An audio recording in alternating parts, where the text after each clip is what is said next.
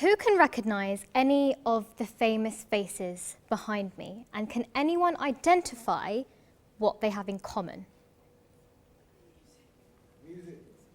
Yes, indeed. So everyone behind me is, in fact, a musician. Now, music is something that everyone can relate to. It evokes emotion, it delivers messages, but its style, creation, and distribution has changed over the times. Does that mean that we should too? The answer to that question is yes. Now, the 21st century is different because its remarkable advances in technology has made it more interesting than the ones before.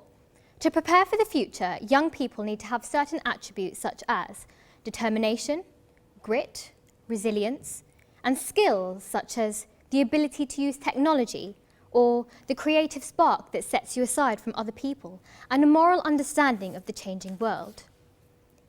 Being a musician myself, I'm going to use music as an example to explain the changes that we should embrace to be successful in the future and how the technology around us will enhance your own passions, whatever they may be. Of course, in 2016, it's considered ultra cool to have a vintage Crosley turntable in your bedroom that you play old Pink Floyd records on. But it's definitely the way forward to use technology around us with the music that's being created by the current generation. Now, the use of technology in music sounds very futuristic, but it is our past, our present, and our future. This concept has been used historically to create memorable records such as the Beatles album, Sgt. Pepper's Lonely Hearts Club Band, that's really difficult to say, and the creation of the Doctor Who theme back in the 1960s.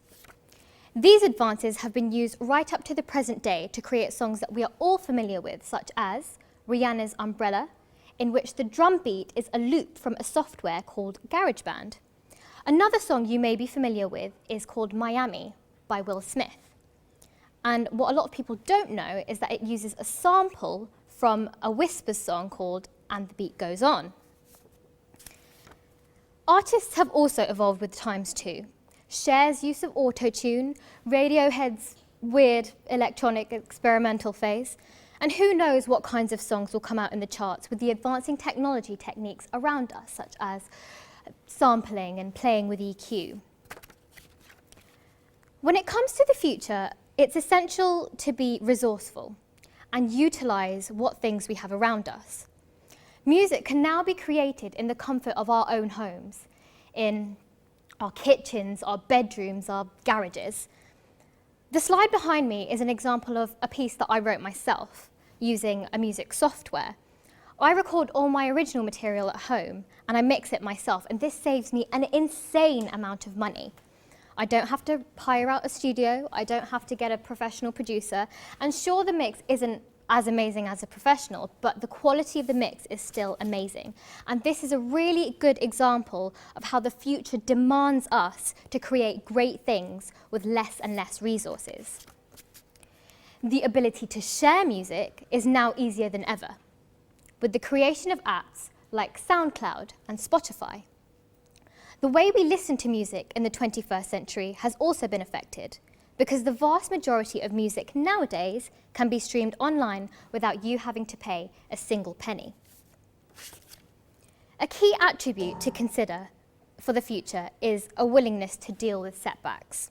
Despite free streaming being absolutely wonderful for us, it can cause some problems in the business side of the music industry. Musicians will be expected to work for free, and it's more difficult to filter through to find exactly what you're looking for because literally everything is so easily available. For example, Justin Bieber's new album might be the most played this month, and all the streaming is creating wonderful amounts of money, whereas I might be looking for something a little bit different, like Tame Impala's first EP.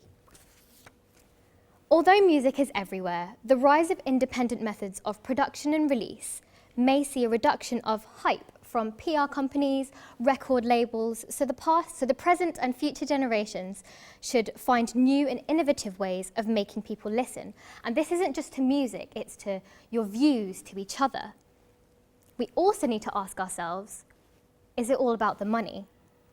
is music soul food or soulful food? Now, what are some examples of making people listen? Well, if you were a brilliant violinist, say 30 years ago, you would have joined a prestigious orchestra. Now, you would still definitely have the opportunity to do that, but you would need to think of innovative ways to market yourself, get yourself out there, get yourself heard. The question is how? Well, we have social media. Figures from September 2015 suggest that Twitter had 320 million active monthly users, and this figure has definitely increased over the past 6 months. YouTube has been conquered by bloggers, vloggers, and online booking systems make organising gigs and going to shows in both venues, big and small, so much easier. Please raise your hand if you have a social media app on your phone. So that I can see a fair few hands, that's the vast majority of you. And this tells us that it's so easily accessible. We've got the world at our fingertips, and that's so exciting. Now, music is simply one of the ways that the world is changing with technology, but technology affects every aspect of our daily lives in all walks of life, whether it's school or work or telling us if it will rain later. In the words of Amy Winehouse, I really started writing music to challenge myself, to see what I could write. It is up to us to embrace the challenges that the future brings us and get ourselves ready and incredibly excited for our finest creations yet. Thank you.